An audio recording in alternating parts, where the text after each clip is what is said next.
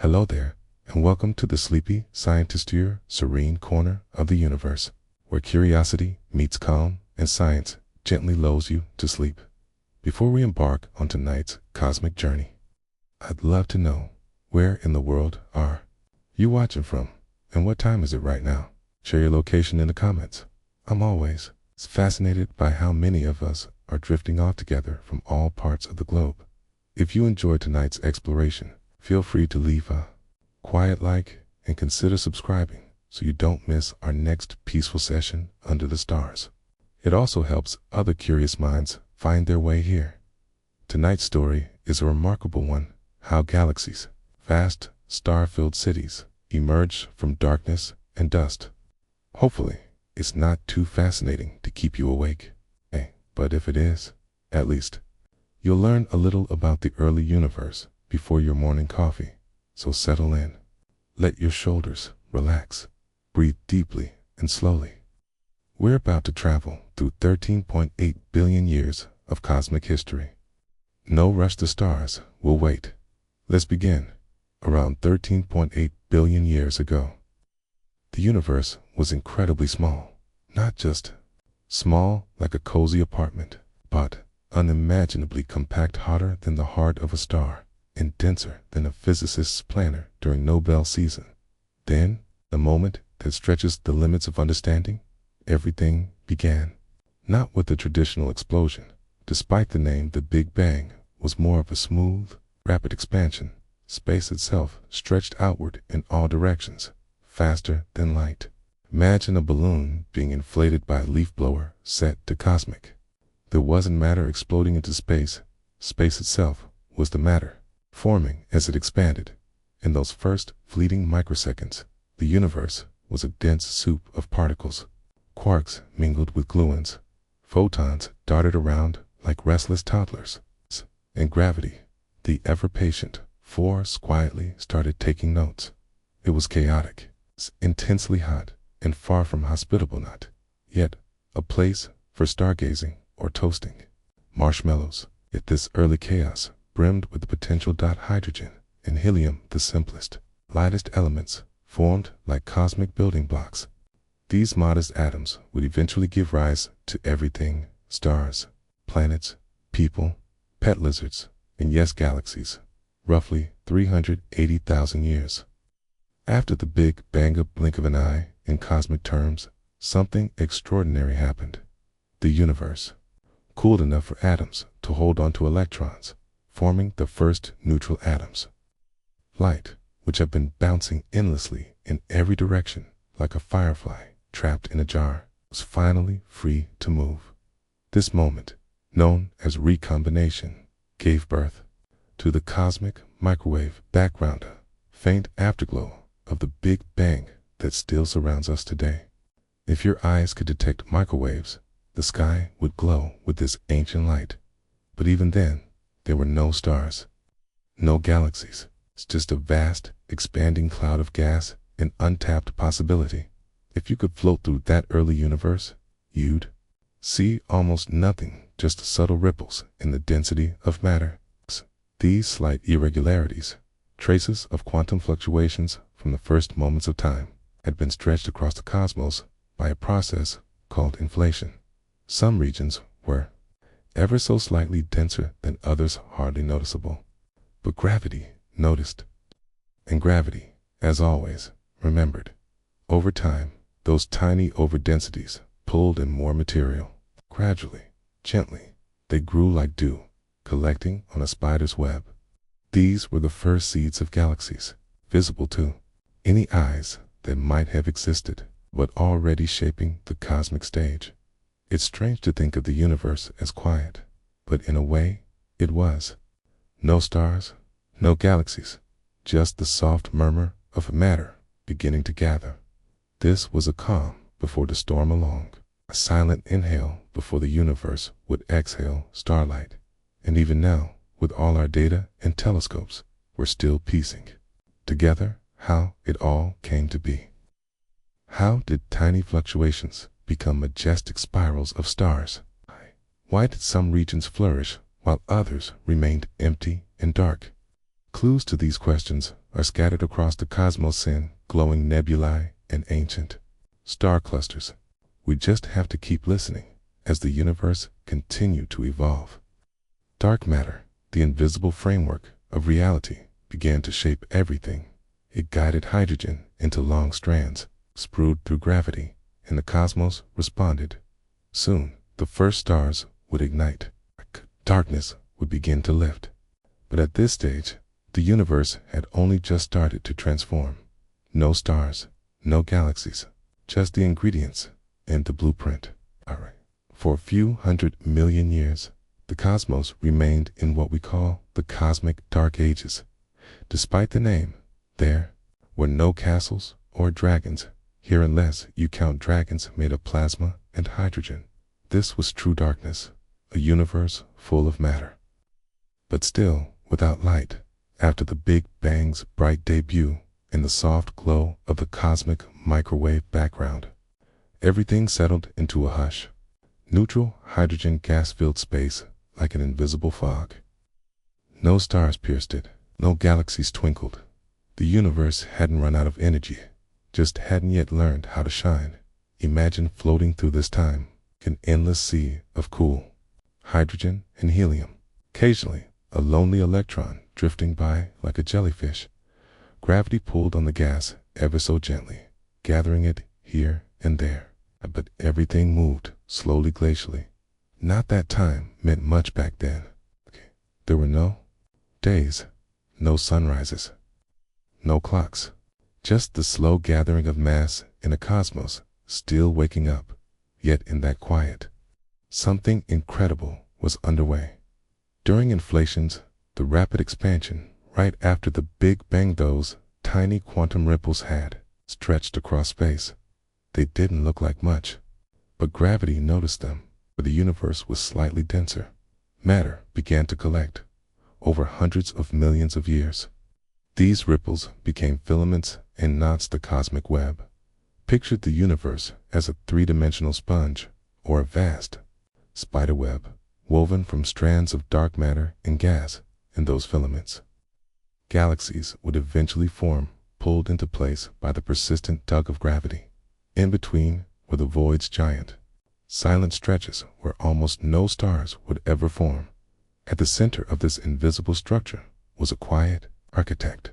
Dark matter, it doesn't emit or reflect light. It doesn't interact with it at all. That makes it hard to study in. Probably not the best guest at parties, but it's absolutely essential. Its gravitational pull provided the scaffolding for everything. Without it, the universe might have remained a foggy haze forever. And if you're still with me, awake and listening, I admire your curiosity. You might be wondering, why did it take so long for stars to form? Well, creating a star isn't as simple as gathering gas and flipping a cosmic switch.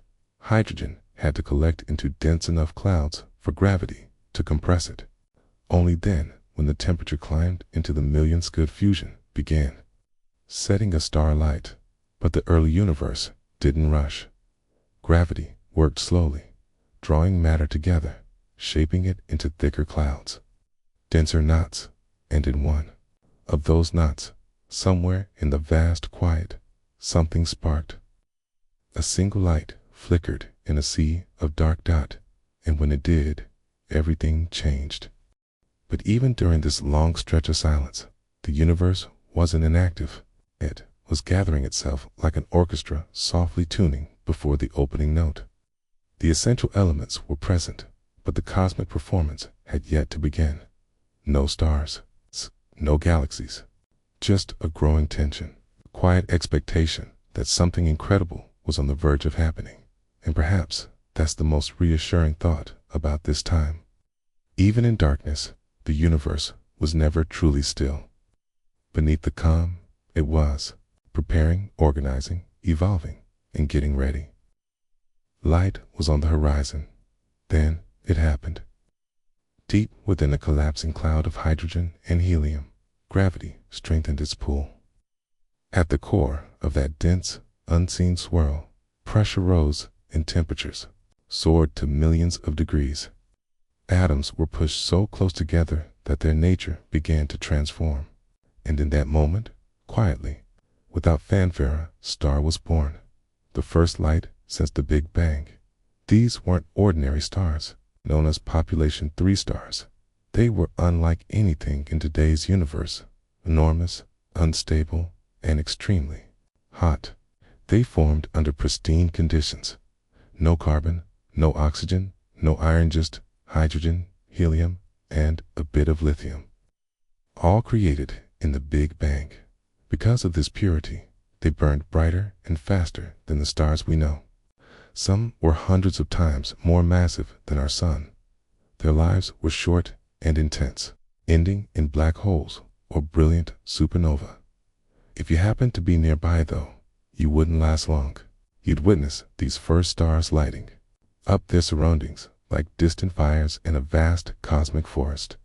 Their light slowly pierced the thick hydrogen fog that had filled the universe from the beginning. Darkness began to fade. This phase is called cosmic reionization. Oh, it sounds like a term from science fiction. It was a real and gradual transformation. Ultraviolet light from these early stars began knocking electrons off its neutral hydrogen atoms, ionizing them and making the universe transparent again. It was as if cosmic shutters were drawn open, letting light fill the void from where we sit. Now, billions of years later, we can't observe these first stars directly. They lived briefly, far away, and their light is faint. But their impact is everywhere. They changed the universe, turning it from cold and dark to warm and luminous. They created the first heavy elements, the raw materials for everything more complex than hydrogen, including you, me, and perhaps the tea in your cup, in a way. These stars were the first artists of the universe, tracing the beginnings of galaxies across the empty canvas of space. Yet, true galaxies hadn't formed not yet, okay? These first stars existed in loose clusters, held together by gravity, but not yet organized into the grand spiral structures we recognize today. They were more like scattered villages than cities, prototypes of the galaxies to come. Still, the ingredients were falling into place when these massive stars ended their lives in explosive supernova. They scattered heavier elements into the nearby gas clouds. Those enriched clouds cooled more quickly, collapsed more easily, and formed new stars more efficiently. Thus began the second generation of stars, population 2 stars, slightly smaller, more stable, and already closer to the stars we see now. And so, the cosmic cycle was set in motion. Gravity collects gas, stars form, shine, die, and release enriched matter, enabling the next generation to begin. Each wave of stars built upon the remnants of the previous one, layering the universe with growing complexity. But how do we know any of this happened, especially if we've never directly seen these ancient stars? The clues lie in light. Subtle patterns, ghostly fingerprints, left behind in the sky. By studying the oldest galaxies, chemical traces in ancient stars, in the faint cosmic microwave background, astronomers can reconstruct the early universe in remarkable detail. It's a bit like deducing the story of a forest by studying its oldest trees, soil, and wind patterns.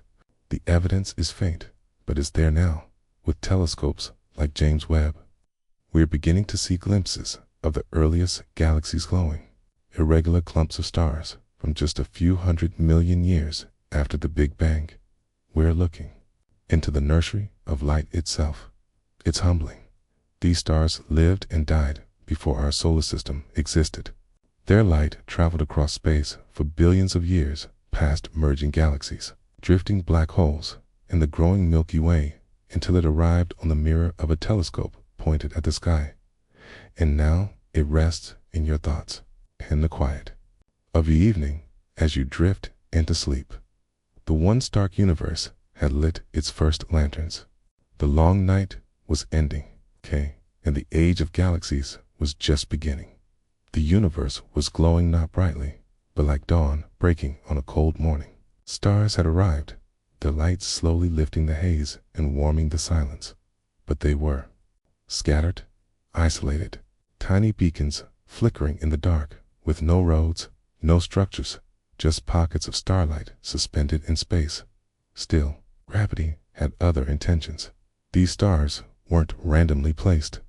They were being drawn together by invisible forces, subtle threads weaving through space. Everywhere you could look, if you had eyes capable of seeing ultraviolet light. In the patience of a cosmic beings, small clusters of stars were beginning to merge. Gravity stitched them into larger, more complex forms. The villages became towns. Towns turned into cities. In these cities, these early formations were the precursors of today's galaxies. It wasn't a clean process. There were no detailed plans, no cosmic architects mapping out spiral arms. It was chaotic. Clouds collided, galaxies merged, sometimes tearing each other apart in the process. The early universe was turbulent. Some galaxies grew quickly, feeding on surrounding gas and devouring neighbors. Others stalled, stuck in quieter regions, lonely and undeveloped. At this stage, galaxies didn't look like the elegant spirals or massive spheres you see in telescope images. They were disordered, irregular, more like cosmic blobs than polished structures. But even in that chaos, they evolved. Shapes began to settle. Gravity shaped them. Their surroundings molded them. Much of this structure was influenced by an even greater one, the cosmic web. Imagine a vast, three-dimensional lattice of matter stretched across the universe. At the intersections of these threads, formed by dark matter, galaxies clustered like seeds finding fertile ground. Galaxies gathered in these hubs. Long filaments pulled them along invisible gravitational paths, while in between lay massive voids, quiet, empty, and still in those dense regions. Galaxies had the most opportunity and the greatest challenges. Where gas and gravity were plentiful, activity surged. Galaxies collided in slow, intricate dances lasting hundreds of millions of years. These weren't explosive crash stars, are spaced far enough that few collide directly, but their gravity tangled, reshaped, and distorted galaxies. Tidal forces stretched them into strange shapes. Streams of stars were pulled apart, forming tails and trails. Gas clouds compressed violently, sparking bursts of star formation, what astronomers call starbursts. Amid the chaos, new stars emerged. Clusters formed, and gradually, these messy clumps began to resemble recognizable structures. What determined a galaxy's shape? That remains an open question, but some trends are clear. Galaxies with enough spin and little disruption flattened into spirals, like the Milky Way. Those in denser environments or shaped by frequent collisions became rounded ellipticals, dense, older, and puffier. Some never settled, regular galaxies, always unbalanced, but fascinating in their complexity. Yet regardless of shape, these galaxies had become something new, enduring. They were places where gravity and gas forged stars, where elements were created, spread, and reused over billions of years. This recycling of stardust built planets, moons, atmospheres. Eventually, at least once, a small blue planet where someone would someday tell this story into a microphone. It's easy to forget, looking at the stars, just how long galaxies have been evolving. The light you see tonight may come from stars that are second, third, or fourth generation, built from the remains of stars long gone. Galaxies are the family albums of the cosmos. Each star a page, each gas cloud a chapter yet to unfold. As galaxies matured, they began forming communities, clusters, groups. Spectral stars gather into galaxies. Galaxies themselves gather too. They orbit, interact, and often merge. Our own Milky Way lives in such a group, a calm region called the local group, shared with Andromeda, the Triangulum galaxy, and dozens of smaller neighbors. But that's a story for another time. For now, the universe had reached another milestone. It was no longer just a scattered sea of light and gas. It was structured, okay? It had depth. It had neighborhoods. The stars had found their homes, and the cosmos had begun to organize its brilliance. But it had pulled back like a cosmic curtain lifting to reveal the stage of creation. And on that stage, galaxies had begun to take shape. Galaxies aren't all the same. They come in countless forms and sizes, like snowflakes, weighed hundreds of billions of suns. Some spin gracefully like frozen pinwheels in space. Others are squat and round, resembling cosmic dumplings. And a few, bless them, look like someone tried sketching a galaxy from memory during a bumpy roller coaster ride. But how do these shapes form? Why are some galaxies spirals, while others are elliptical or irregular? As usual, the answer lies in time, gravity, and an incredible amount of patience. Let's begin with spiral galaxies, the showstoppers of the cosmic world. Spirals are among the most stunning objects in the universe. You'll find them on posters, computer backgrounds, and science documentaries, usually accompanied by soaring violin music. With their sweeping arms and bright cores, they resemble hurricanes captured in mid-spin. Our home galaxy, the Milky Way, is one of these spirals. We live nestled in one of its arms, like a quiet suburb on the outskirts of a vast, rotating metropolis. Spiral galaxies are rich in gas and dust, the essential materials for making stars, so they tend to be packed with bright, young stars, lighting up their arms like twinkling decorations. The shape of a spiral galaxy is all about motion. When a galaxy has a moderate amount of angular momentum, meaning its gas and stars are rotating with some order, gradually flattens into a disk. Over time, waves of density move through that disk, compressing gas and triggering star formation. And just like that, spiral arms emerge. These arms aren't solid structures. They're more like moving patterns, similar to traffic jams in space. Stars move in and out of them, but the spiral arms endure. Not all galaxies pull off that level of elegance, though. Enter elliptical galaxies, loader, rounder, and generally more laid back. These galaxies lack spiral arms. Instead, they're more like enormous star clouds shaped like spheres or elongated footballs. They're usually made up of older, redder stars, with little gas left to form new ones. If spiral galaxies are vibrant cities, elliptical galaxies are quiet retirement towns, stable, calm, and not big on surprises. Ellipticals likely form through galactic mergers. When two spiral galaxies of similar size collide, their organized motion gets disrupted. Stars are thrown into random orbits. Gas gets used up or blown away. What remains is a massive, featureless shape. It's messy, chaotic, and somehow highly effective, like smashing two snow globes together and watching the flakes settle. Then there are the irregular galaxies, the misfits that don't fit into any specific category. They're the rebels. Some are young galaxies that haven't yet settled into a form. Others are older ones that got tugged out of shape by a larger neighbor, like a hat blown sideways in the wind. Irregular galaxies might look like smudges or scribbles. They're often buzzing with activity and star formation bursting with energy and promise. Some galaxies blur the lines. Spirals with oversized central bulges, ellipticals with rings, other hybrids. Like most things in astronomy, galaxy classification isn't always neat. But we try to organize them anyway because that's how we humans make sense of the universe. And galaxy shapes aren't just about appearance. They carry the history of each galaxy within them. A spiral galaxy likely grew up in a relatively calm neighborhood with steady gas flow and maybe a few minor mergers. An elliptical galaxy probably had a rougher past colliding with other galaxies in ancient, violent events. As for irregulars, they may just be young, unlucky, or both. What's fascinating is that galaxies aren't fixed in shape. They evolve. Spiral galaxies can become ellipticals. Small galaxies can merge to form massive ones.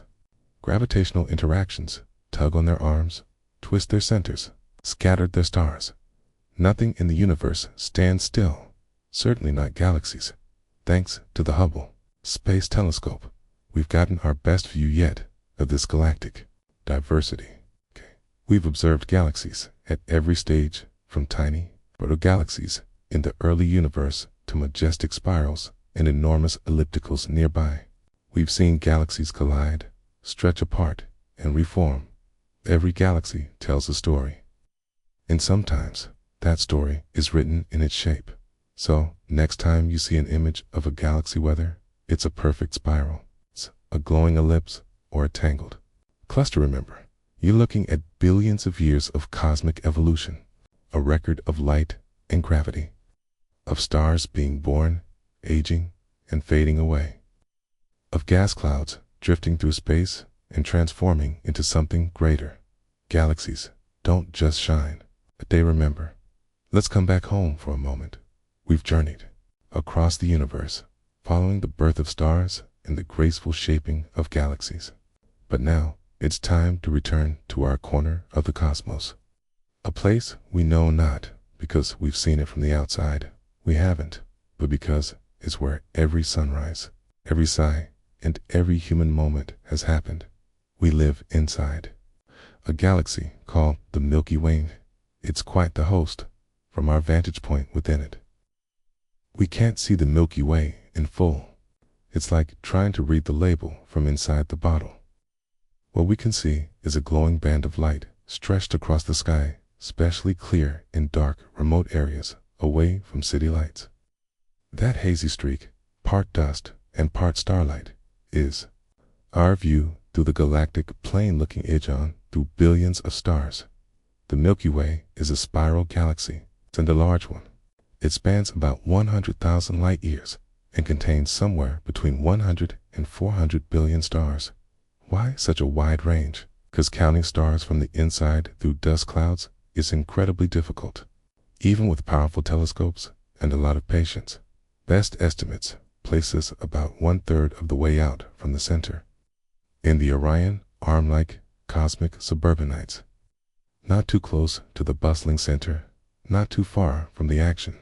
The center of the Milky Way is a lively and energetic region. It contains a supermassive black hole called Sagittarius A*. It's a gravitational giant about 4 million times the mass of our sun. It doesn't shine brightly or consume as much as some other black holes, but it holds the galaxy together. Stars orbit around it in dizzying patterns, like moths drawn to an invisible flame. We know it's there, not because we see it directly, but because of how it affects nearby stars. Imagine watching stars curve and accelerate as if caught in a hidden whirlpool. Astronomers have tracked these movements for years. The verdict is clear: something enormous, dense, and incredibly powerful sits at the heart of our galaxy. No, it's not going to swallow Earth anytime soon. The Milky Way hasn't always looked like this. It's like all galaxies. It has a long and occasionally stormy history. Over billions of years, it's grown through mergers and acquisitions, pulling in and absorbing smaller galaxies, stars from those devoured. Galaxies still drift in the Milky Way's halo, orbiting on long, looping paths like ghosts from lost worlds. And the process isn't over. Even now, the Milky Way is dismantling several smaller galaxies. The Sagittarius dwarf galaxy, for example, is being slowly unraveled and absorbed. It's not a violent event, at least not on human timescales. Think of it more like a drop of ink slowly swirling into water. More dramatically, we're on a slow motion collision course with our nearest large neighbor, the Andromeda Galaxy. It's about 2.5 million light years away and moving toward us at around 110 kilometers per second. But don't worry, you've got roughly 4 billion years to get ready. When it does happen, won't be the end of everything. The two galaxies will likely merge into a single, larger one, possibly an elliptical. Some astronomers have even proposed a name, Milkomeda or Milktromata. Either way, it sounds like cosmic yogurt, but we'll allow it. Amazingly, we can figure all of this out from inside the galaxy itself, using radio telescopes, infrared sensors, and some brilliant math. Astronomers have mapped the spiral arms, traced star populations, and simulated the Milky Way's past and future. It's like solving a puzzle from the inside and realizing the picture is far grander than you imagined. Meanwhile, our sun continues its steady journey around the galaxy. It takes about 225 million years to complete a single orbit. That means since it formed, it has only made around 20 full trips. The last time we were in this galactic neighborhood, dinosaurs were just beginning to walk the Earth. Galactic years are measured in epochs, it's not birthdays. So here we are spinning quietly in a spiral arm. It's a tiny blue world circling an ordinary yellow star, bathed in the light of a billion others. Every molecule in your body, every atom, was forged in stars that lived and died long ago, possibly in galaxies that were eventually absorbed into our own. You are, quite literally, a part of the Milky Way story. A living, breathing piece of galactic history. Star stuff, listening to starlight. The galaxy isn't just out there.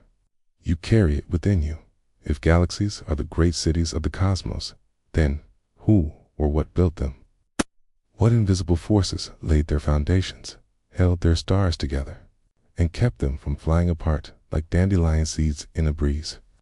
The answer: 3 unlikely architects: gravity, dark matter, and black holes. Not the most glamorous trio, perhaps.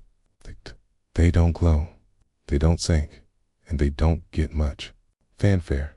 But without them, the universe would be empty and formless. Let's start with gravity, the most familiar and ancient of the three. Gravity is the universe's quiet gatherer. It doesn't shout. It simply pulls, always has, always will. After the Big Bang, when everything was racing outward, gravity is what started pulling things back together. It amplified tiny wrinkles in the fabric of space, bringing gas and dark matter together, slowly building stars and galaxies. It's patient, it's persistent, and it's always at work. But here's the twist: gravity is actually the weakest of the 4 fundamental forces. Drop a paperclip, and gravity pulls it down. Hold a magnet near it, and suddenly gravity loses. That small magnetic force easily beats the pull of an entire planet. So why does gravity shape the universe? Gravity is unique. It doesn't cancel out like electric or magnetic forces often do. The more mass there is, the more gravity it generates. And in the vast emptiness of space, with no friction or air resistance to slow things down, gravity's subtle pull steadily adds up. But even gravity couldn't fully explain everything when astronomers carefully measured how fast stars were spinning around galaxies. They noticed something puzzling. Stars at the edges were moving far too quickly. Based on the visible matter alone, those stars should have flown off into space like glitter from a spinning wheel. But they didn't. They stayed in place, orbiting steadily. This suggested something was missing, some unseen mass. Enter dark matter. It's something we can't see, touch, or detect directly, but we're nearly certain it exists. That's because we see its gravitational influence everywhere in the cosmos. Dark matter doesn't emit or interact with light. It doesn't glow, yet it exerts gravity, and there's a lot of it, around 5 times more than normal matter by mass. For every visible star or cloud of gas, there's a much larger invisible halo of dark matter surrounding it. Think of a galaxy like a glowing jellyfish floating inside a massive invisible bubble. That bubble made of dark matter's what keeps the galaxy intact. Without it, galaxies wouldn't have formed, and if they had, they wouldn't have lasted. Okay? Their stars would have flown off, and the graceful spiral arms we see today would never have developed to this day. We don't know exactly what dark matter is, Scientists have suggested exotic particles, supersymmetry, and even extra dimensions. But none of these theories have been confirmed. Still, its presence is unmistakable, like wind-shaping waves on the ocean. We don't have to see it to know. It's there, and galaxies hold even more secrets. At the centers of nearly all large galaxies, including our own, lie supermassive black holes. These giants range from millions to billions of times the mass of our sun. While they're often seen as destructive, they actually play a central role in shaping galaxies. We once believed supermassive black holes were just passive features that happened to form at galactic centers. But recent research shows they're active participants. Their growth is closely tied to the development of the galaxy itself. When these black holes feed, pulling in gas and dust, they release immense energy, sometimes outshining the galaxy's stars. This energy can push away gas and halt the formation of new stars for millions of years. In other words, they don't just sit there, they influence how galaxies grow and evolve. This process, known as feedback, is still being studied. But one thing is clear: black holes can shape their surroundings in dramatic ways. Some eject jets of plasma that stretch for thousands of light years, changing how gas and dust move throughout a galaxy. Ironically, the darkest objects in the universe, the ones that swallow light, are also among the most important for holding it all together. Gravity, dark matter, black holes, they're the hidden forces behind the structure of the cosmos. And here we are, circling a star in a spiral galaxy, enclosed in a halo of dark matter, orbiting a supermassive black hole we'll never directly encounter. Every step we take, every breath we take, happens in a universe built and sustained by these invisible influences. So, the next time you look up at the stars, remember, the light you see is only half the story. The rest, the invisible framework and quiet forces holding it all together, remains unseen. But always at work. Galaxies may appear peaceful in photos, with glowing spirals and delicate dust lanes.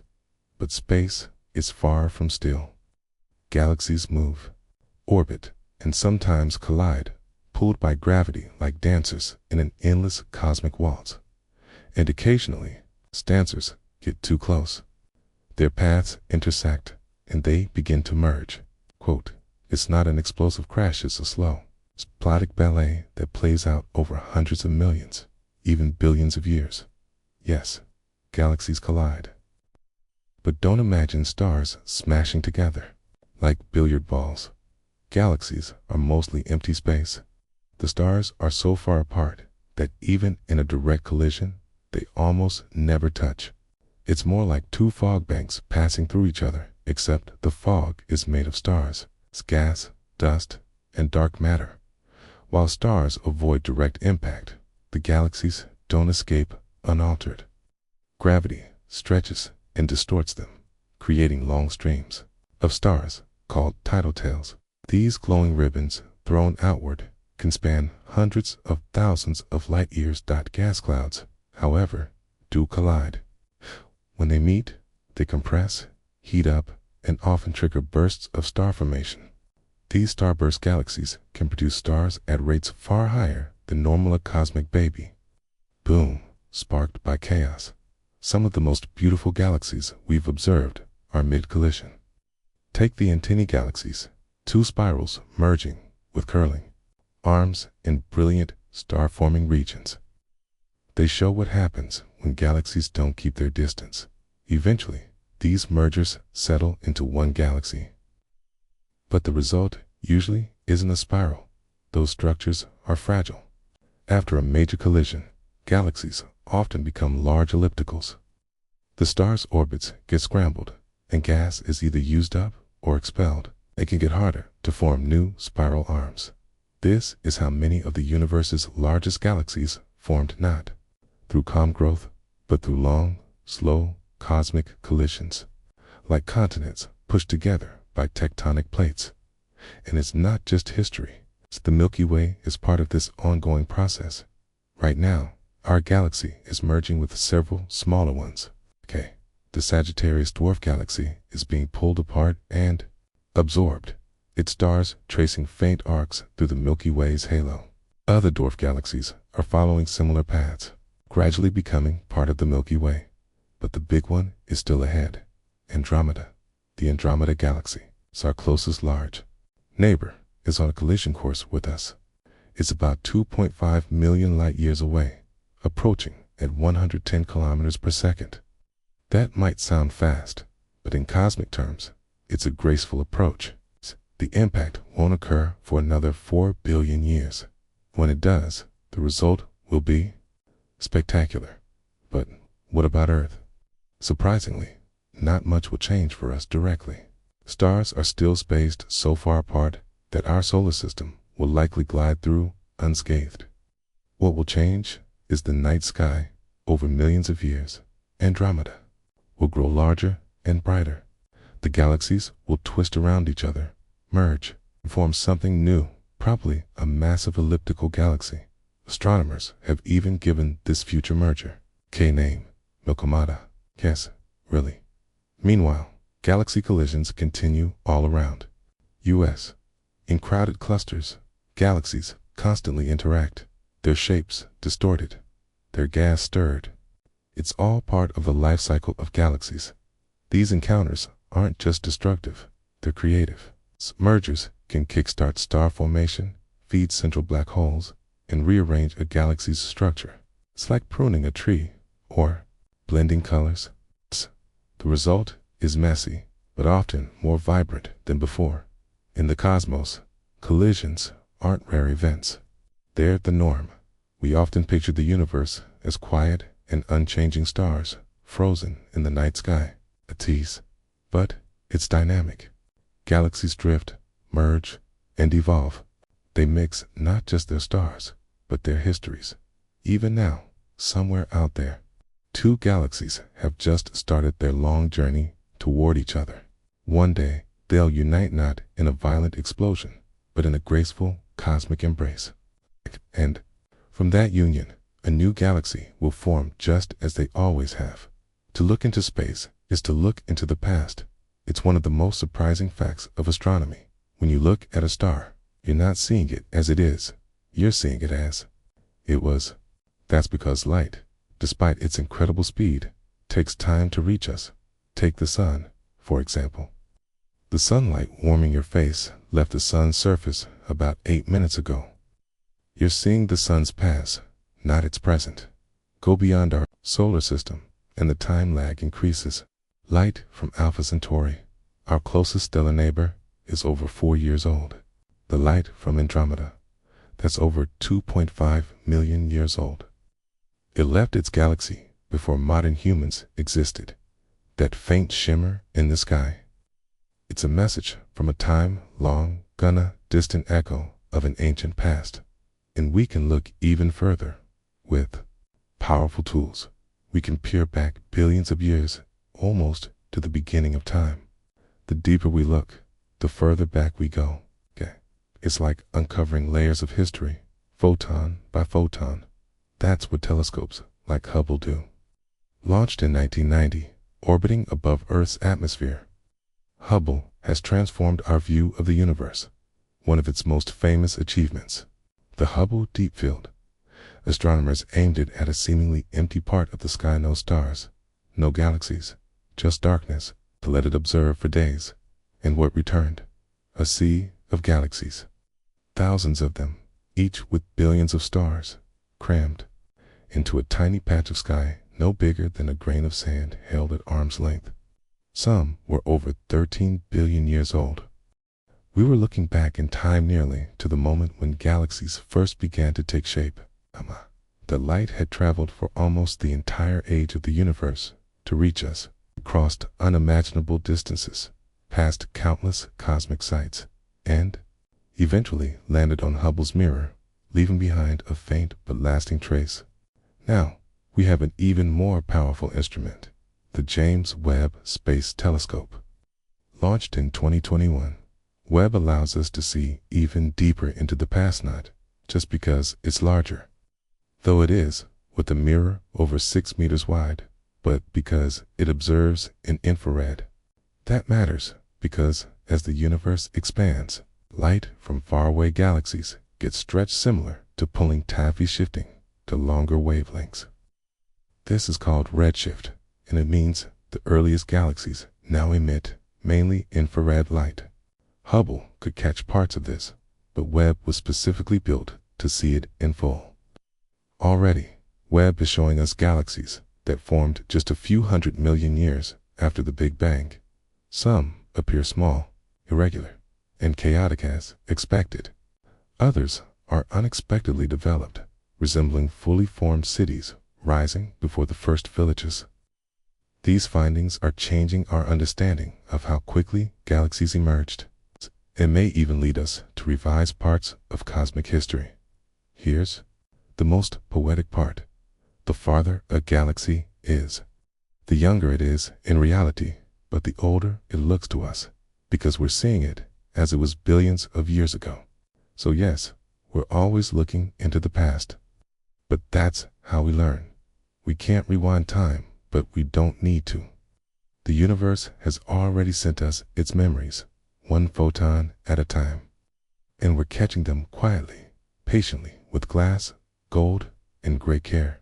In many ways, this is what science often is, listening to the past with ever sharper instruments. Of course, there's a limit to how far we can see. Beyond a certain point lies the cosmic microwave background, the afterglow of the Big Bang. It's not that nothing came before it, but rather that the universe was opaque then. Light couldn't travel freely. It was scattered and trapped, like headlights in fog. Only after things cooled and atoms formed could light break free and begin its long journey toward us. That's our cosmic horizon, the limit of what's visible. Beyond that lies mystery, possibility, and questions we're still trying to answer. For now, what we do have is extraordinary. Every image from Webb, every frame from Hubble is a picture of the past, a moment so distant it feels like science fiction. But it's real. That light is real. It once touched something, a star, a galaxy, a gas cloud, and now it touches you. It's the next time you look up at the night sky. Remember, you're not just looking up, you're looking back, way back. The stars are still shining, but many of them are glowing from a time when Earth was still young, when no one was here to see or name them, and yet their light persisted, crossing space and time to reach you now. The universe doesn't just tell stories, it remembers them. We've come a long way from the early stirrings of matter to the sprawling spirals and brilliant cores of galaxies.